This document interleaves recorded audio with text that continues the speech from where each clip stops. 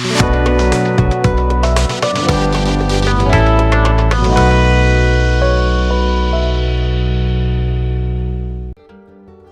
Everyone, welcome to UK Infotech. இன்றைக்கி நம்ம இந்த வீடியோவில் என்ன பார்க்க போகிறோம்னா, சிஎஸ்எஸோட மார்ஜின்ஸ் எப்படி நம்ம யூஸ் பண்ணுறோம் அதை பற்றின ஃபுல் டீட்டெயில்ஸாக பார்ப்போம். இன்றைக்கி மார்ஜின்ஸ் எதுக்கு நம்ம யூஸ் பண்ணுறோம்னா, ஒரு ப்ராஜெக்டில் ஒரு வெப்சைட்டில் நம்மளோட எலமெண்ட்டை வந்து ஒரு குறிப்பிட்ட டிஸ்டன்ஸுக்கு நகர்த்தணும். மார்ஜினோ டாப்லேருந்தோ பாட்டம்லேருந்தோ லெஃப்ட்டோ ரைட்டோ நமக்கு தேவையான அளவு அட்ஜஸ்ட் பண்ணிக்கணும் அப்படின்ற பட்சத்தில் நம்ம மார்ஜின்ஸை யூஸ் பண்ணி நமக்கு தேவையான அளவு நகர்த்திக்குவோம்.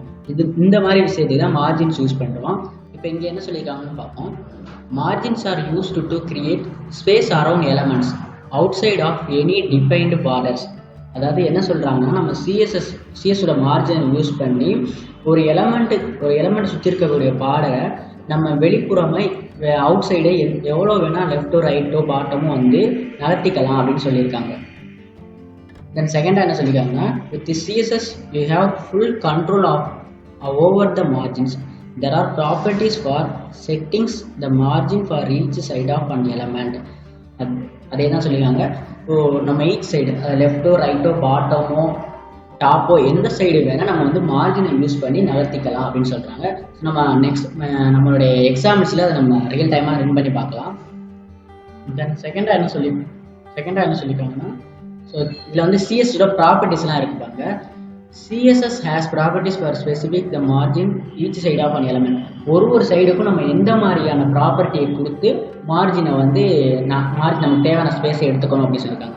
ஸோ மார்ஜின் டாப் அப்படின்றப்போ நம்மளோட எலமெண்ட்டுக்கு மேலே எவ்வளோ ஸ்பேஸ் தேவைப்படுதோ அதை மார்ஜின் டாப் அப்படின்ற ப்ராப்பர்ட்டிஸ் மூலமாக கொடுத்துக்கலாம். அதே மார்ஜின் ரைட் அப்படின்றப்போ நமக்கு தேவையான ரைட் சைடு எவ்வளோ தேவையோ அதை எடுத்துக்கலாம்.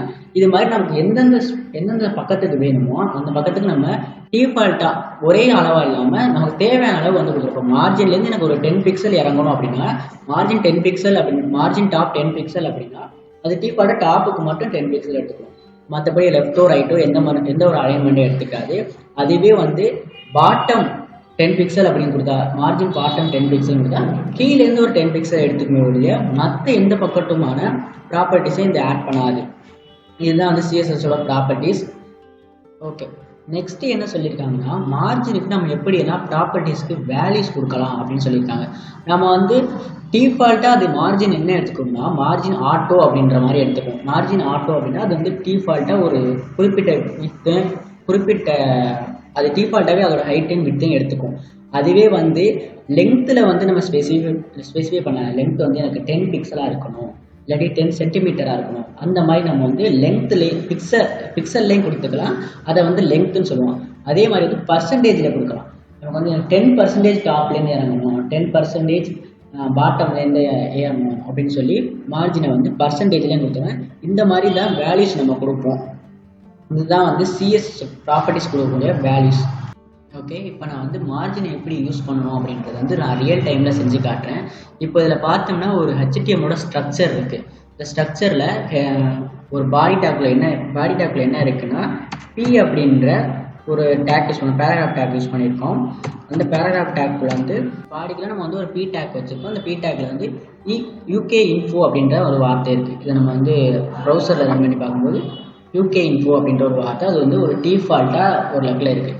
இப்போது இது நமக்கு மார்ஜின் டாப்லேருந்து ஒரு 10 பிக்சல் இறக்கணும் அப்படின்னு நான் எழுதுகிறேன். இப்போ ஸ்டைல் டேக்குள்ளே போயிட்டு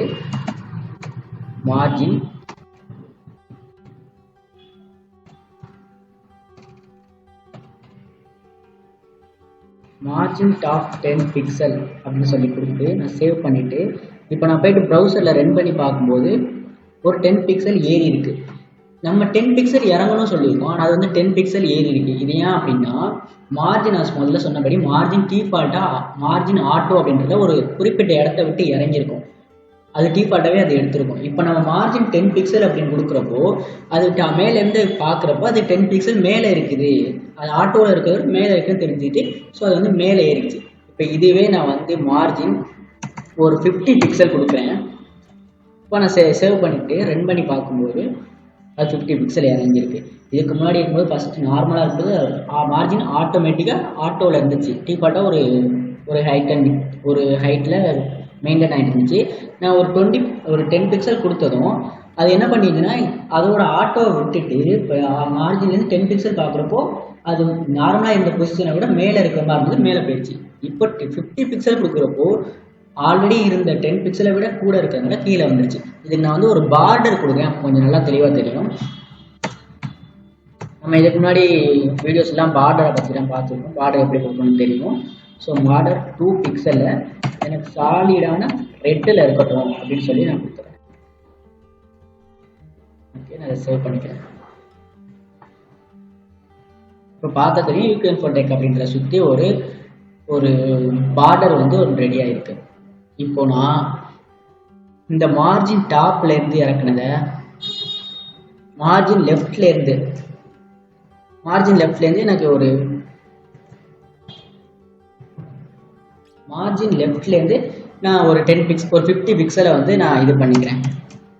ஸோ மார்ஜின்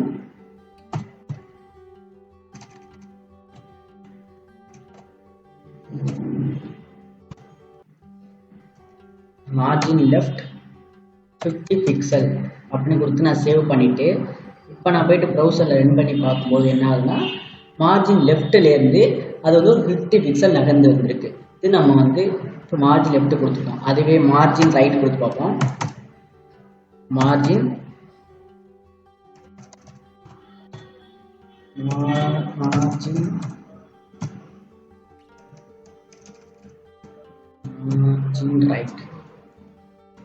மார்ஜின் ரைட்டு ஒரு 50 பிக்சல் கொடுத்து பார்ப்போம். இப்போ சேவ் பண்ணிட்டு இதை ரன் பண்ணி பார்த்தா ஒரு 50 பிக்சல் ரைட் சைட்லேருந்து நான் வந்துருக்கு. இப்படி தான் நம்ம மார்ஜினை யூஸ் பண்ணுவோம். ஓகே, இப்போ நம்ம வந்து மார்ஜின் ரைட்டு லெஃப்ட்டு பாட்டம்லாம் எப்படி கொடுக்குறதுன்னு பார்த்தோம். இது வந்து நம்ம ஒன்றுக்கும் தனித்தனியாக கொடுத்துருக்கோம். இதுவே நம்ம வந்து மொத்தமாக ஒரே கொரியில் வந்து ஒரே ப்ராப்பர்ட்டியில் வந்து கொடுக்கணும் அப்படின்னா எப்படி கொடுக்கலாம் அப்படின்றத இப்போ பார்க்கலாம். ஸோ நான் இதெல்லாம் எடுத்து விட்றேன். எனக்கு மார்ஜின் பாட்டம் ரைட்டு லெஃப்ட் அப்படின்னு நான் ஒன்றுக்கும் தனியாக கொடுத்துருக்கேன். ஆனால் அப்படிலாம் கொடுக்காம மார்ஜின் அப்படின்ற இது வந்து நம்ம பார்டர் பண்ணப்போ, நம்ம பார்டர் போன இந்த வீடியோவில் வந்து பார்டர் பார்த்தப்போ அதில் நான் இது மாதிரி தான் யூஸ் பண்ணியிருப்போம். ஸோ அதே கான்செப்ட் தான் இதுலேயும். இப்போ நான் என்ன பண்ணுறேன்னா இதை சேவ் பண்ணிக்கிறேன் மார்ஜின் மட்டும் கொடுத்து. இப்போ நான் போயிட்டு ப்ரௌசரில் ரன் பண்ணி பார்க்கும்போது அது வந்து மார்ஜின் ஆட்டோவாக டிஃபால்ட்டாக ஒரு லெஃப்டில் நிற்கிது. இப்போது நான் என்ன பண்ண போகிறேன்னா முதல்ல கொடுத்த மாதிரியே மார்ஜின் 50 பிக்சல் எல்லாத்துக்கும் கொடுத்துப்பேன்.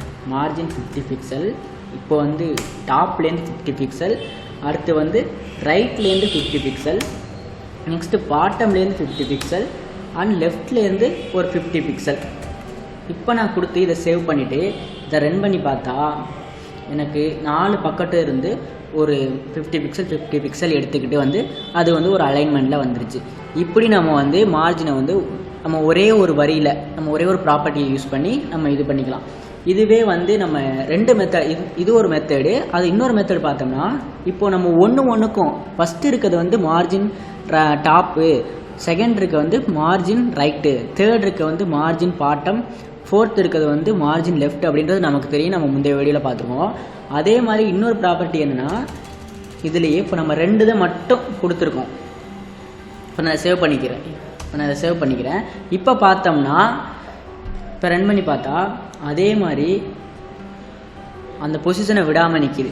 எப்படி இது நிற்கிது அப்படின்னா இப்போ மார்ஜின் நம்ம 2 வேலையை கொடுத்துருக்கோம். இது எப்படி எடுத்துக்கோம்னா மார்ஜினு பாட்டமும் டாப்பும் வந்து 50 பிக்சல், லெஃப்ட்டும் ரைட்டும் வந்து 50 பிக்சல்னு அதை கன்சிடர் பண்ணிக்கணும்.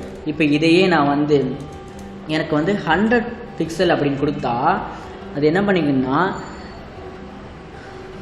லெஃப்ட்டும் ரைட்டும் 100 பிக்சலும் டாப்பும் பாட்டமும் 50 பிக்சலும் எடுத்துக்கும்.